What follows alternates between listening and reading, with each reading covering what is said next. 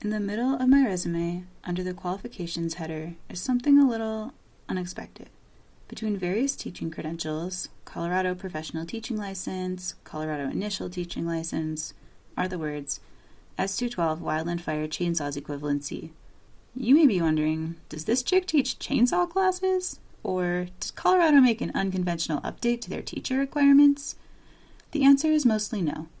But relevant or not to my career teaching second grade, I still can't bear to eliminate this, one of my proudest accomplishments, from my resume. After all, resume is a word borrowed from the French word for summary or recap, and I feel who I am as a professional can't be fully summed up without this. The chill of winter hasn't entirely left the mountains. I'm just days shy of turning 24, and the forest around me is filled with a chorus of revving chainsaws and occasional shouts, followed by the muffled, swishing thud of a ponderosa pine hitting the ground in the distance.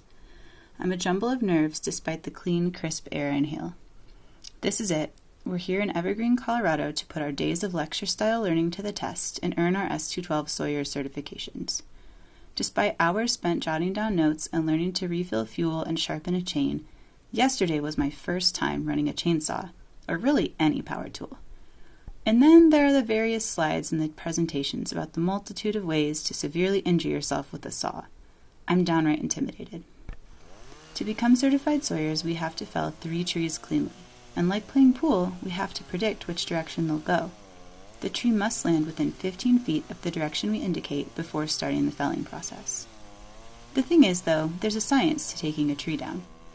It's not just haphazardly muscling your way through the trunk of the tree as is often depicted on America's Funniest Home Videos. A sawyer has to analyze the tree's lean and check for any hazards that the tree could get caught on as it falls. If the tree is already leaning to one side, you go with that lean. Gravity is your best friend here. Then the actual saw work begins. 3 cuts designed to remove enough of the trunk to allow the tree to drop, but leave enough wood intact to control the fall. Physics in action. Before I know it, it's my turn to prove myself. And I do feel like I have something to prove.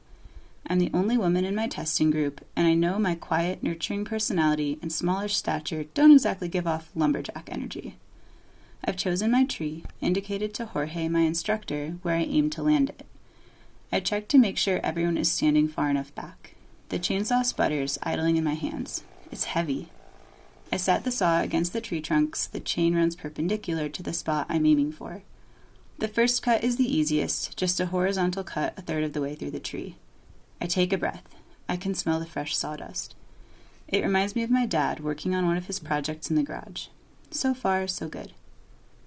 The next cut is the most difficult because I have to do it without being able to see the far side of the trunk, where I'm aiming to intersect my first cut at a 45-degree angle. I crane my head around the back of the tree to get a look where I'm aiming. I jam a stick into that spot, an insider trick. Okay, I can do this. I set the saw against the trunk again, doing my best to line up the cut. I pull the trigger and saw into the tree. A moment of relief when I feel the saw connect with my previous cut. I set it down and ease the wedge-shaped hunk of wood I've cut out of the tree. The face cut is now complete. On to the back cut. I walk around the back of the tree to position myself opposite from where I started and facing backwards. In theory, as I create another horizontal cut into the trunk opposite, I'll create a hinge on which the tree can fall, keeping it on target, but just in case, I keep glancing up to the treetop as I cut, and as soon as I hear a telltale crack and see the top of the tree start to sway, I holler, "Falling!" Yank the saw out of the tree and set it down as quickly as I can, then book it away from the tree at an angle, fighting the urge to look over my shoulder to watch it fall. When I do spin around, a good 80 feet from what is now a stump, I manage a smile. The tree is on the ground, roughly 10 feet from where I was aiming, and a smattering of claps reaches my ears. I did it. The whole testing group makes our way over to the stump to inspect my cut. It could be a tad cleaner, but I receive passing marks. 2 more trees and I'll have my credential. I take deep breaths, trying to calm my jittery body, while Jorge records my marks on his score sheet. The air smells like gasoline and pine. I don't know it yet, but it will become one of my favorite scents. To this day, my S212 Sawyer credential remains on my resume, and a tree cookie I cut from that first tree hangs in my childhood bedroom, on display like most kids display their sports trophies.